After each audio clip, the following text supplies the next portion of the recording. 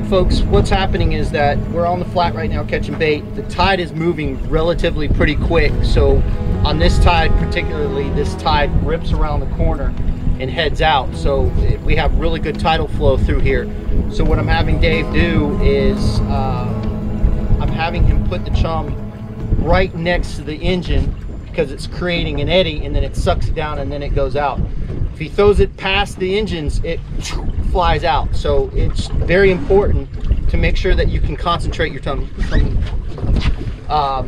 So you want to make sure, see how it's sitting still like that, and then it will slowly move out this way. You probably can't see it, but there's pinfish right there.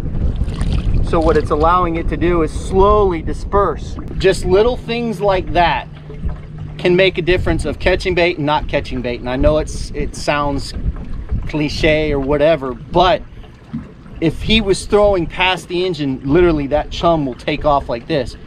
So concentrating that chum and getting them to closer to the boat is key.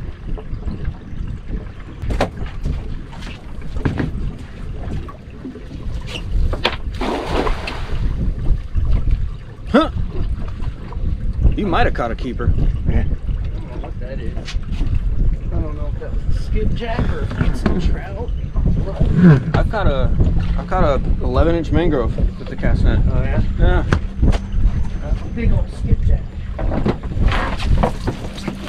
Beat your hair? No.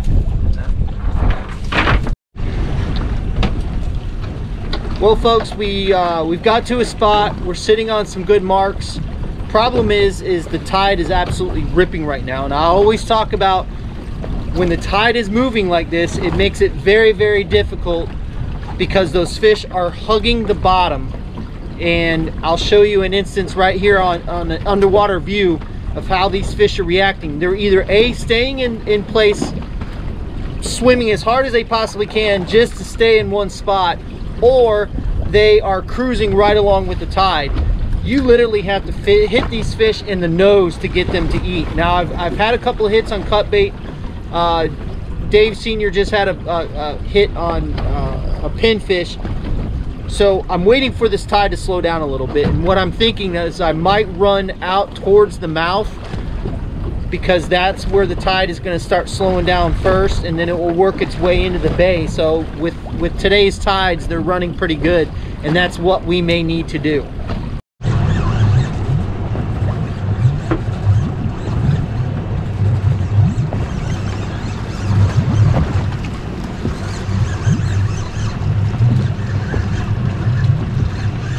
Okay.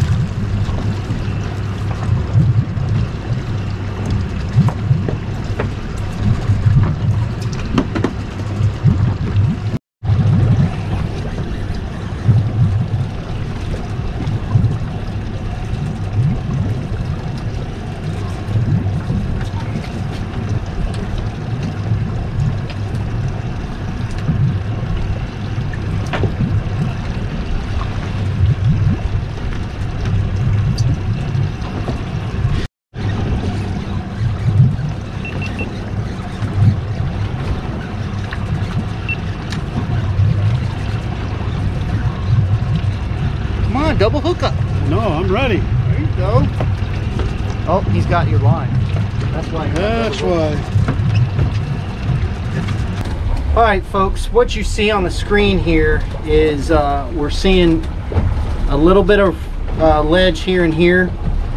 We're gonna go up. There's some rocks right there. Some more rocks right here. So we're going to go past a couple of these waypoints here. Now the tide is ripping in, so I'm having to set up past the waypoint and drop it back to the structure. You don't want to be on top of the structure when the tide is moving, because unless it's a long piece of structure, then you'll never hit it, you'll never get it just right. So I always try to set up ahead of the structure and then drop it back to that structure. And see, I'm seeing a slight little ledge right here that you can barely see on the side imaging. So I'm going to go through. Now there's another ledge to our right. I'm going to see which one gives me a better show. I'm going to go through here and just kind of pick the spot that I think looks best. Now there's some rocks in that area too. There's another ledge right there.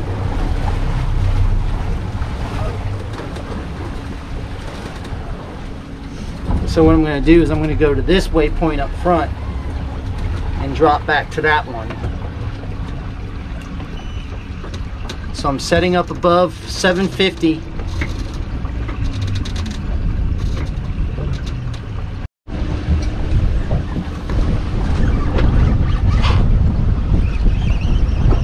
Oh no, did he just come unhooked?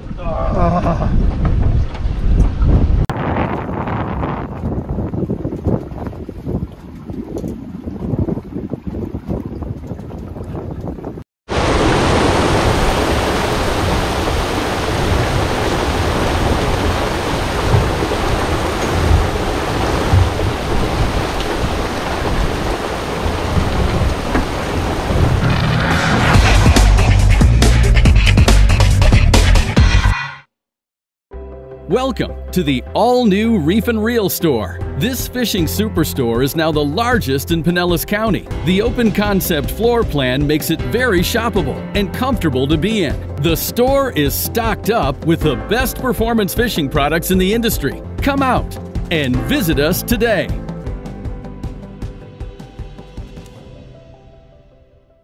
All right, folks, I wanted to interrupt this video really quick because we're getting a ton of questions about gear. What kind of line and leader do we use? What kind of knots do we use? What kind of jigs do we use? And I just wanted to go over it really quick and talk about the different types of gear that we use. There's a couple of different that I use. One is the conventional rod, which I get a lot of questions about this. The rod itself is a Scott Fletcher custom rod, 15-30 pounds. It has a ton of backbone. It's light, but it has a ton of backbone to it. Has great action on the tip, and it's very sensitive. And then for my reel, right now I'm using what they call a top line, which is it's a slow pitch jigging reel that I bought from China, to be honest with you. And it's worked very well. I've used it for a long time. I've got another reel that I've got coming in that I'm going to try out for a little bit. So if you don't see this reel on my rod, that's why. That's the only reason why, is because I'm trying something different. But this reel has been a really good reel for me, and it's held up very, very well. I put it through a lot of abuse, and it's been a very good reel. I will put a link down below where you can buy this. I have several people that have bought them and absolutely love them. I don't sell them myself. I thought about selling them, but I don't want to get into that. I'm already into enough. But that's my conventional rod. My next rod is my spinning rod, which again, this one is my custom rod made by Fletcher Custom Rods. If you're interested in any of his rods, you can contact him through Facebook at Fletcher Custom Rods. He can build anything that you want, but a lot of our customers come to him and say, I want exactly what Todd and Chad are using on the show. This is again a 15-30, 7'6". It's got a great backbone to it, but it's also got a pretty quick tip to it, but it's extremely strong. This is what we use a lot. This is the Penn Battle 3, which I really like a lot. It's a very good reel. It's got a lot of torque to it, which I love, especially when grouper and snapper fishing. I've used this combo right here with our 10-pound braided line, Tampa Bay Fishing Channel 10-pound braided line, our 20-pound leader, and in 185 feet of water, I was catching 10 to 15-pound American red snapper with this rod in rig. So it can be done. It can be done. I'm starting to get a lot of emails and a lot of messages on Facebook from people that are sending in their photos talking about how they're using our light gear, our fluorocarbon, our slacker jigs, and they're doing extremely well. And then my last setup is our red bone rod that we do carry here at the office. It's a 7'6" red bone rod. I have a Penn Conflict reel with the size of it is a 5,000. And I've also got our 10-pound braided line on it with 20-pound leader and one of our Huggy jigs, of course. But this, at first, when I first got this reel, I wasn't a huge fan of it. But now that I've used it for a while, I've actually become a huge fan of this reel. So it doesn't quite have the torque the Penn Battle does, but it does do a very, very good job at catching. I like to use this particular setup when I'm using my really light gear, like my 1/4 ounce, my 1/8 ounce slackers, my 1/4 ounce huggies. When I'm trying to target mangrove snapper, this is what I like to use. It's got really good backbone, again, good tip. It's a strong rod. We've been using Redbone for a long time, and when we found out that they were back in business again, I had to become a distributor. So if you're interested in some Redbone rods, you can order them from Tampa Bay Fishing Channel. Well, guys, it was one of those days. We'll get your picture in just a minute. My bad. I'm gonna do a picture of it so I can do a thumbnail. But if you want to pick it up now, pick it up now. Come on, pick it up. This is Dave's personal best snapper. It's a very good one, but it was a great fish. Yeah.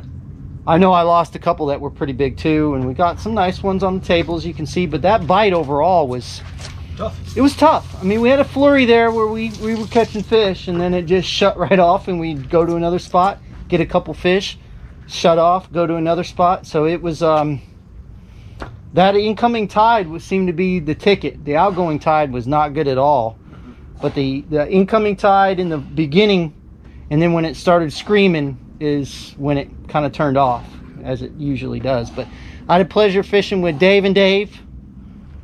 So it was a lot of fun. It had an opportunity for me to get out. Fishing is not always about catching, even though you want it to be. It's not always about catching, but we did get some nice fish. We lost some big fish, as usual. We do. But hopefully in this video,